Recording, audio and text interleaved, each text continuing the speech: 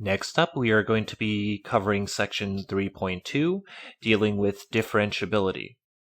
More specifically, how derivatives might fail to exist, the fact that differentiability implies local linearity, and also that differentiability implies continuity. And finally, we are briefly going to be covering the intermediate value theorem of derivatives. Now, first off, let's talk about how a derivative function might fail to exist. We have 4 different functions plotted here on the right-hand side. This first function here, we have what appears to be a corner, an edge, and at that point, and it looks like it's x equals 0, we cannot draw a tangent line. That's because when we approach from the left-hand side or the right-hand side, we would get different tangent slope values.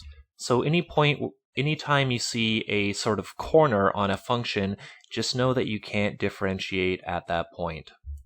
Now the same goes for this second function right here. We have another corner here where the function is not smooth. We can't draw the tangent line right here. So at that point, a derivative function might fail to exist. A few other examples, or a couple other examples we have here on the bottom. Now if we take a look at this function right here, we can see that there is a certain point where the derivative function, where the tangent line would point straight up and down. Now the slope of that tangent line at that point would be undefined. So for this case, a derivative function would fail to exist. The final example is this fourth function right here, where it looks like we have two different line segments, and this is known as a jump discontinuity. We can't take the derivative function at this point where x equals 0.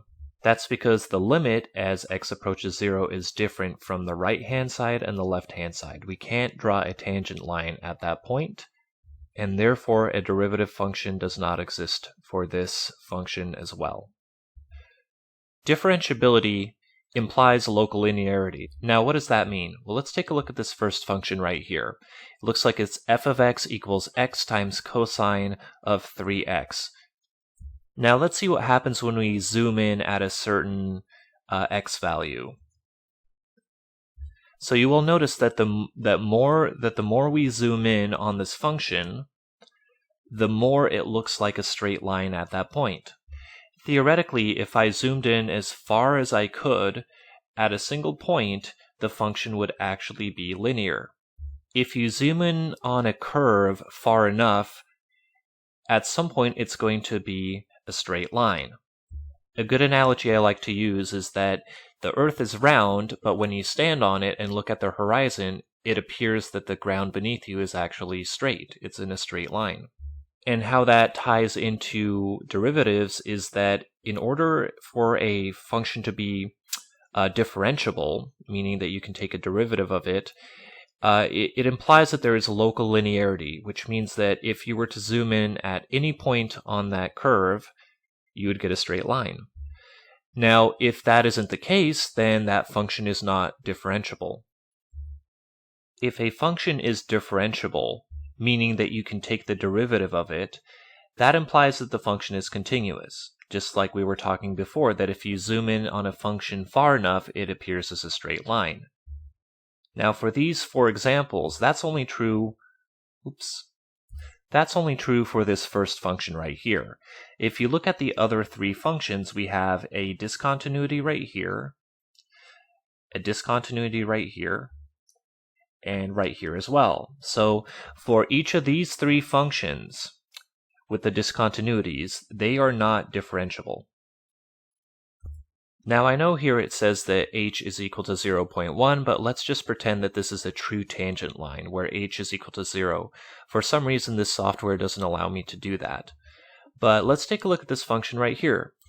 Over these intervals we have a tangent line that is, steadily decreasing in its slope value. But look what happens when I go to these little corners. When I approach this corner right here, all of a sudden it jumps to a completely different value. Same thing goes for over here. So at those points where it jumps like that, where there's a big jump, those points are where this function is not differentiable. In other words, at these different points where we see these jumps, there are discontinuities.